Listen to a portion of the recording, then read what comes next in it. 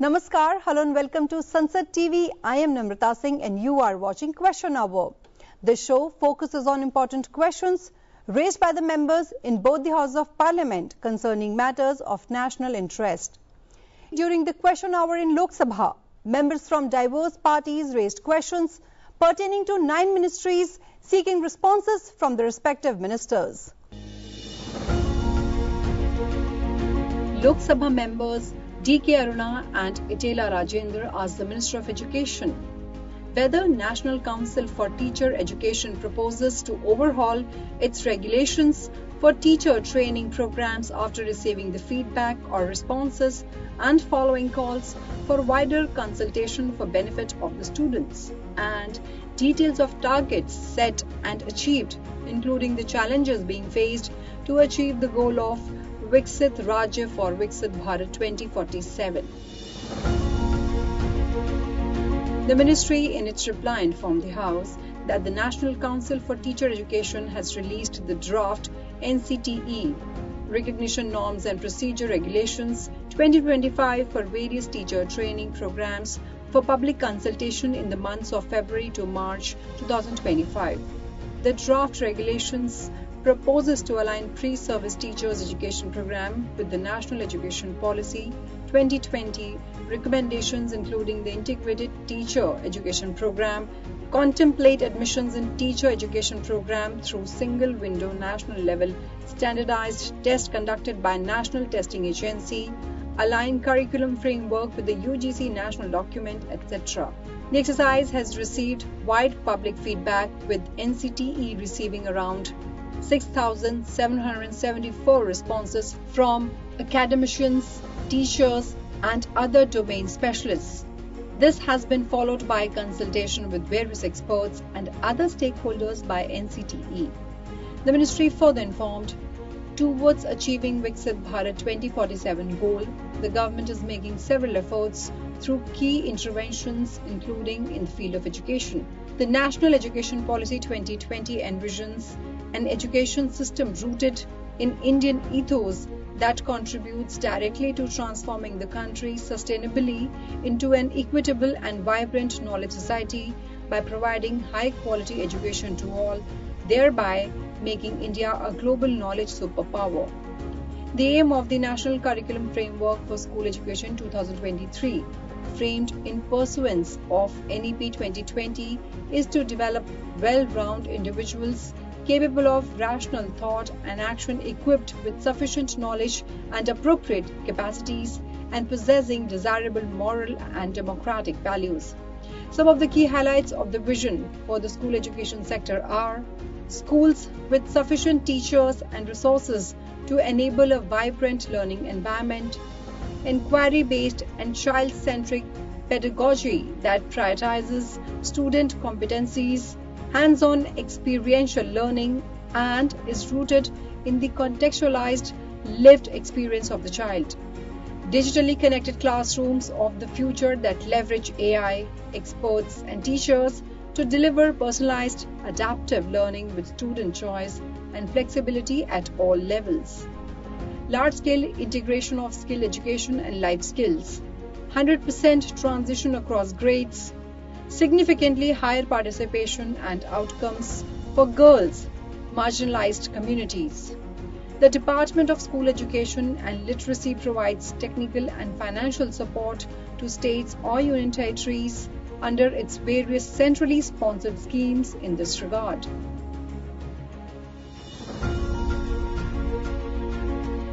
Lok Sabha member Ruchi Veera asked the Minister of Labour and Employment details of the number of government sector companies across the country which have provided employment to youth, along with number of youth employed by these companies during last 5 years.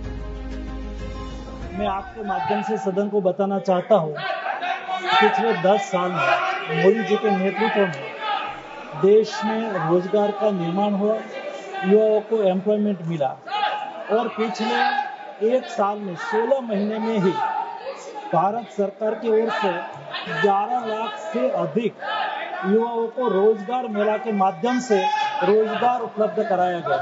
Modi ji ने रोजगार निर्माण करा और मोदी जी ने आने वाले 5 सालों में भी रोजगार के लिए कार्य योजना भी बनाई। जब मोदी 3 गवर्नमेंट का प्रारंभ हुआ और मोदी 3 गवर्नमेंट के पहले ही बजट में आने वाले 5 साल में 4 करोड़ से अधिक जॉब निर्माण करने के लिए 2 लाख करोड़ से अधिक रकम से खर्च से प्रधानमंत्री विकसित भारत रोजगार योजना भी अनाउंसमेंट करा और ये योजना का आज बहुत अच्छा नतीजा भी मिल रहा है और आने वाले दिनों में देश में 4 करोड़ नए रोजगार निर्माण में भी ये योजना का महत्वपूर्ण योगदान है। कोई भी देश में जब मैन्युफैक्चरिंग सेक्टर बढ़ता है तो रोजगार निर्माण होता है, एग्रीकल्चर सेक्टर आगे बढ़ता है तो रोजगार निर्माण होता है। अलग अलग सेक्टर में जब देश में प्रोडक्शन बढ़ता है तो रोजगार का निर्माण होता है। मुझे माननीय अध्यक्ष महोदय बताते हुए खुशी हो रही है, देश में एग्रीकल्चर सेक्टर में 1 दशक पहले रोजगार निर्माण -16% था, वो आज बढ़ के 19% रोजगार निर्माण एग्रीकल्चर सेक्टर में हुआ है। माननीय अध्यक्ष महोदय, मैं मैन्युफैक्चरिंग सेक्टर की बात करूं तो पिछले 1 दशक में, जब यूपीए के 1 दशक में 2004 से 2014 केवल 6% मैन्युफैक्चरिंग सेक्टर में रोजगार निर्माण हो रहा था, पिछले 1 दशक में मोदी सरकार में मैन्युफैक्चरिंग सेक्टर में 15% रोजगार निर्माण हुआ है। वैसे ही सर्विस सेक्टर, जो आपने युवाओं की बात कही है, युवा खास करके सर्विस सेक्टर में ज्यादा काम करते हैं।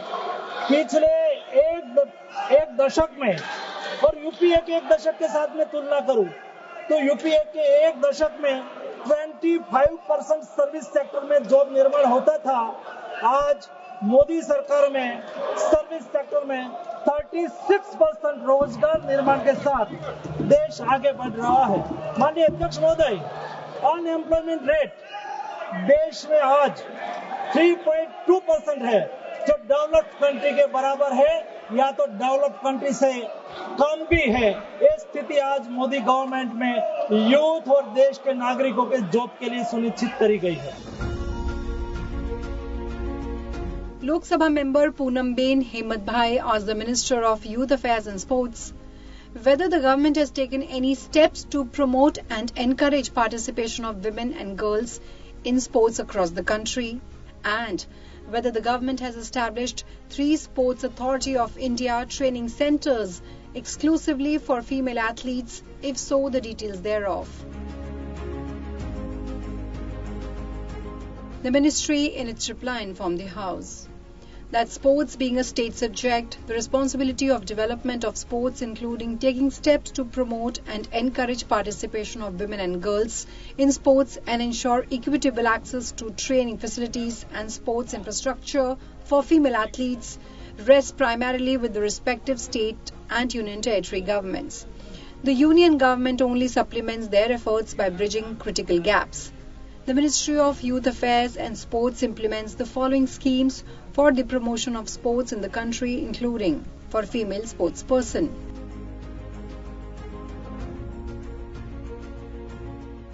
Khelo India National Programme for Development of Sports, Assistance to National Sports Federation, cash incentive to medal winners in international sports events and their coaches, National Sports Awards, pension to meritorious sportspersons, Pandit Deen Dayal Upadhyay National Welfare Programme for Sportspersons, National Sports Development Fund, and running sports training centres through Sports Authority of India.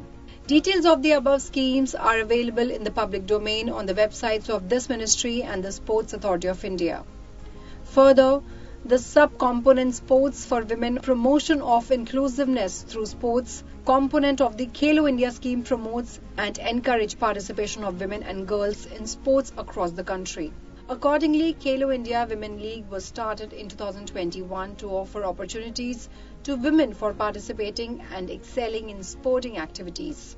It was renamed as Asmita League, which stands for Achieving Sports Milestone by Inspiring Women Through Action. Under this initiative, various Khelo India Women's Leagues are being conducted. As on date, women leagues have been organized in 29 sports disciplines across the country. Total 1,310 competitions have been organized for women athletes with 1,38,000 participants. This initiative has significantly increased women participation in sports across the nation and has provided ample opportunities to women athletes to compete, learn, and grow in all age groups. The ministry further informed, in order to pay a special attention to women sportsperson, Sports Authority of India, an autonomous body under the aegis of this ministry, has established the following 4 sports training centers exclusively for women sportspersons. NCOE Dharamshala, Himachal Pradesh, having 51 women athletes, Kabaddi and Volleyball. STC Badal, Punjab, having 71 women athletes, athletics, boxing, hockey and volleyball. STC Kerala, having 92 women athletes, athletics, fencing, gymnastics, volleyball and wrestling. And STC Assam, having 52 women athletes, boxing, football and weightlifting.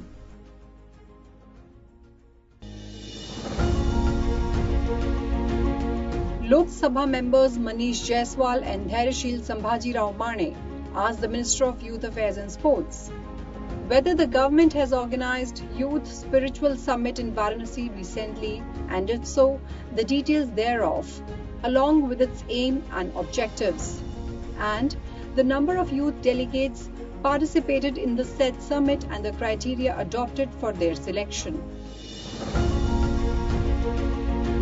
The ministry, in its reply, informed the House that the government recently organized a 3-day youth spiritual summit in Varanasi from 18th to 28th July 2025.